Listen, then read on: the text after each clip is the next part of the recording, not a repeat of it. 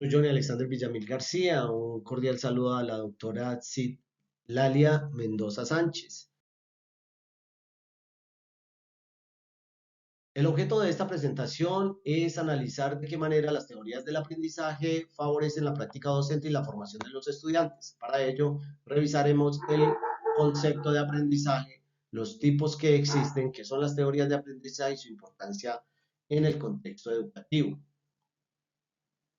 Para iniciar, es fundamental entender qué es el aprendizaje. Según Schunk, en su libro Teorías del aprendizaje, una perspectiva educativa 2012, el aprendizaje se define como un cambio perdurable en la conducta o en la capacidad de comprenderse de cierta manera.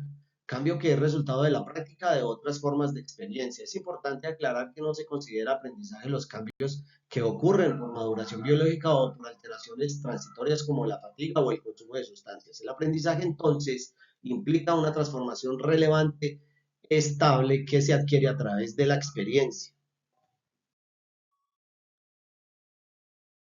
Diversas conceptualizaciones. Ahora bien, no existe una única forma de entender el aprendizaje. Gallardo y Camacho, en su libro Teorías del aprendizaje y la práctica docente de 2008, presentan diversas conceptualizaciones. Podemos distinguir tres grandes enfoques.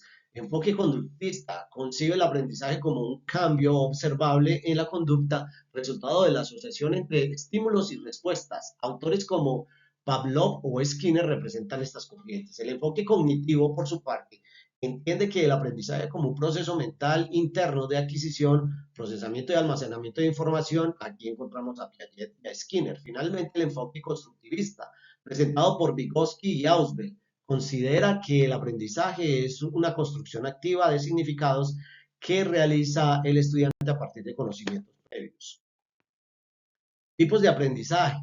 En cuanto a los tipos de aprendizaje, nuevamente encontramos a Gallardo y Camacho, quienes en la página 52 de su libro y siguiendo las teorías de aprendizaje significativo de Ausubel proponen tres niveles. El primero es el aprendizaje de representaciones que consiste en asignar significado o símbolos. El proceso más básico, como cuando un niño pequeño aprende la palabra perro, se refiere al animal peludo que ladra. El segundo es el aprendizaje de conceptos, donde el estudiante identifica atributos comunes en un objeto o situaciones. Ejemplo, aprender qué caracteriza a un mamífero. El tercero es el aprendizaje de proposiciones, que implica integrar conceptos para formar enunciados de significado completo, como aprender una ley científica o una regla gramatical. ¿Qué son las teorías del aprendizaje? Pasamos ahora a definir qué son las teorías del aprendizaje. Estas son el conjunto sistemáticos de principios y explicaciones que describen cómo las personas aprenden a identificar los factores que influyen en el proceso. Jung, en su obra, señala que las teorías de aprendizaje abordan temas fundamentales como cómo ocurre el aprendizaje, qué factores influyen en él, cuál es el rol del aprendiz, qué papel juega la memoria. Estas preguntas guían la reflexión teórica y, como veremos, también la práctica educativa. Entre las principales teorías del aprendizaje podemos destacar cuatro corrientes. El conductismo, con autores como Pavlov, Skinner y Watson, pone énfasis en la relación estímulo-respuesta y en el esfuerzo. Su aporte a la educación influye en sus refuerzos positivos y la definición de objetos conductuales claros. El cognitivismo, representado por Piaget y Brunner, y la escuela de Quetzal, se centra en procesos mentales internos como la atención, la memoria y el pensamiento. El constructivismo, con Vygotsky y Ausubel, enfatiza la construcción activa del conocimiento. De aquí surgen conceptos como el aprendizaje significativo y la zona de desarrollo próximo. Finalmente, la teoría del procesamiento de la información, con Miller y Anderson, estudia cómo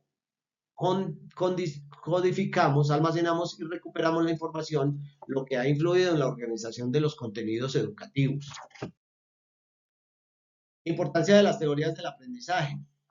¿Por qué son importantes las teorías en la educación? En primer lugar, porque guían la práctica docente, permitiendo diseñar estrategias de enseñanza con fundamento científico. En segundo lugar, ayudan a explicar por qué los métodos funcionan mejor que otros en determinados contextos. También promueven la reflexión crítica, el profesor sobre su propia práctica. Además, proporcionan marcos para entender la diversidad del aula y finalmente favorecer el aprender a aprender, formando estudiantes más autónomos y estratégicos.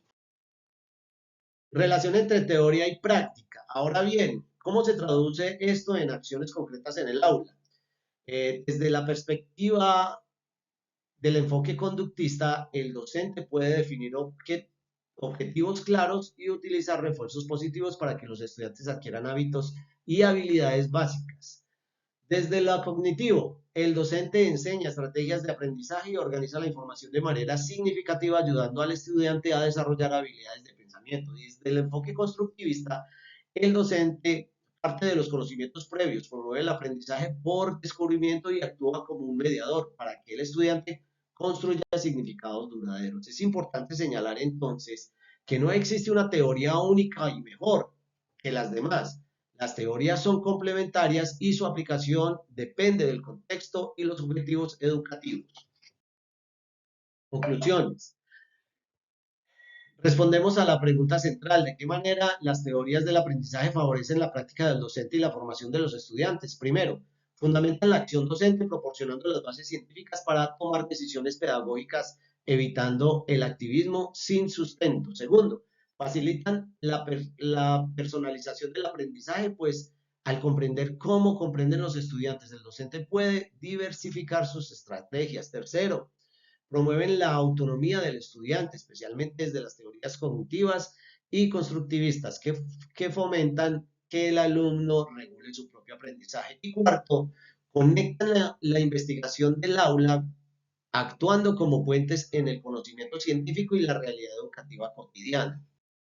Las referencias: Gallardo Vázquez, Camacho Herrera, Teorías del aprendizaje y práctica docente.